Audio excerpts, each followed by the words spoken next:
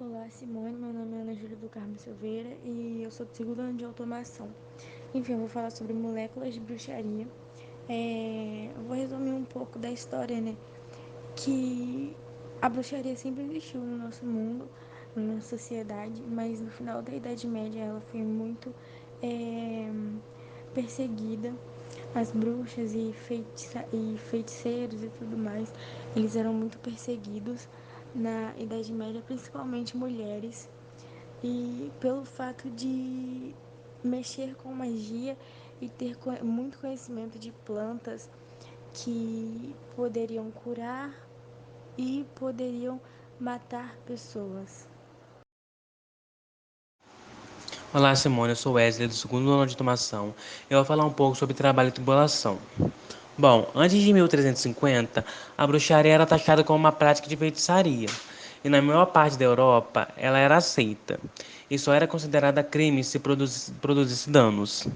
Uma curiosidade sobre isso é que as vítimas desse tipo de prática podiam empreender ações legais contra um bruxo.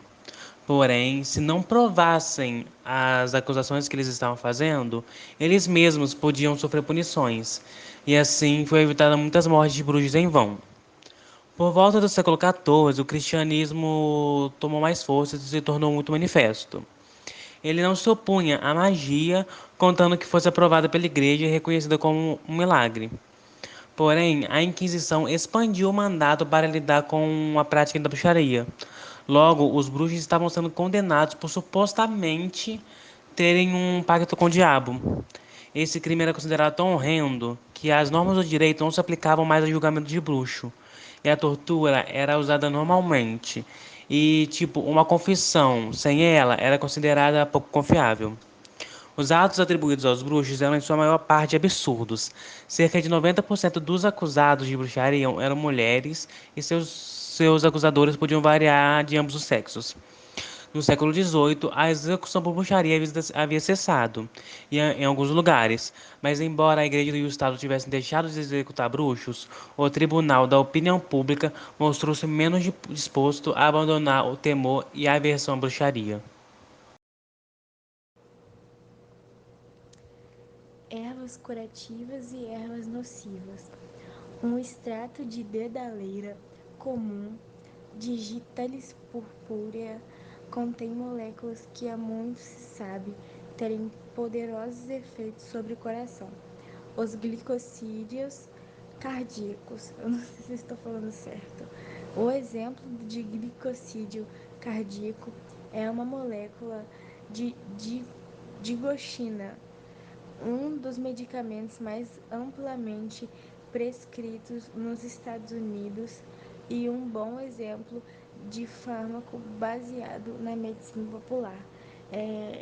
Essa molécula, essa, esse extrato é muito bom para o coração, eles usam em remédio e eu vou resumir aqui, porque se eu fosse falar de todas as moléculas e as ervas e as coisas que tem aqui, seria muito grande. Então, eu vou citar essa, que é muito boa para o coração e é usado muito em medicamentos até hoje em dia. Eu vou falar sobre a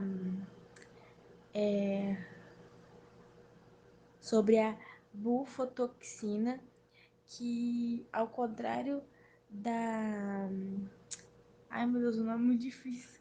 Ao contrário da digocina, é muito prejudicial para o coração. A bufotoxina do sapo comum é estruturalmente semelhante à doxina da vidaleira, em torno da parte esteroide da molécula. Só que a bufotoxina é um veneno e não um restaurador do coração.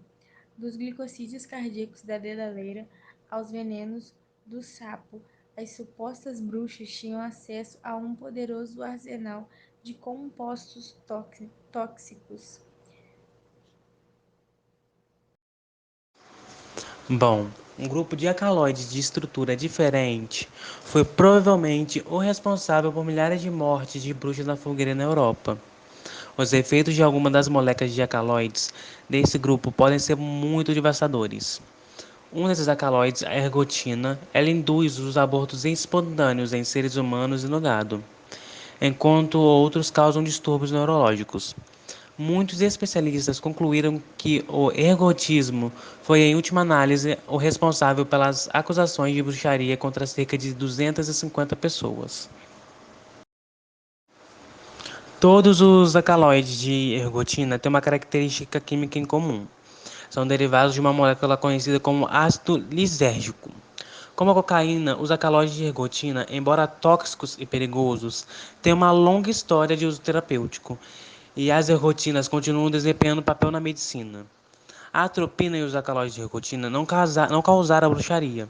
Seus efeitos, contudo, foram interpretados como prova contra grande número de mulheres inocentes, que em geral eram as mais pobres e as mais vulneráveis da sociedade. Talvez nunca venhamos a descobrir que há moléculas com propriedade antitumor, ativas contra o HIV ou que poderiam ser remédios milagrosos para a esquizofrenia, os males de Alzheimer e entre outros. Bom, o folclore do passado pode ser uma chave para a nossa sobrevivência no futuro. Meu nome é Jorge Luiz, do curso de automação, segundo ano. A ioxamina é conhecida como atropina e é chamada assim até hoje. A atropina tem como uma das funções reduzir os fluidos corporais. É prescrita para casos onde há excesso de saliva ou secreção mucosa, podendo interferir numa cirurgia. A atropina administrada da forma correta pode ser um remédio eficaz contra o envenenamento por sarin, parátium. Também pode ser usada no tratamento de arritmia cardíaca. Composição química da atropina. Ela contém 17 moléculas de carbono, 23 de hidrogênio e 3 de óxido nítrico. Ela contém uma massa molar de 289.369 gramas-mol. Em alguns casos, a atropina pode ficar 20 dias no organismo. As formas de interromper os efeitos da atropina é fazendo tratamento com soro fisiológico e furosemida. No próximo slide, podemos ver a classificação dos carbonos em nulário, primário, secundário, terciário ou quaternário.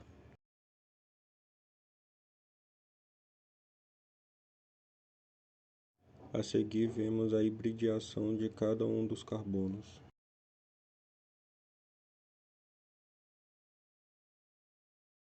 Nesta imagem, podemos ver as ligações em sigmas e pi.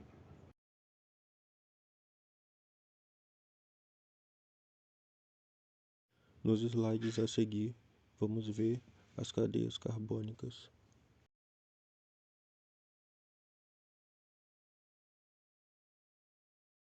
E para fechar, veremos as funções orgânicas.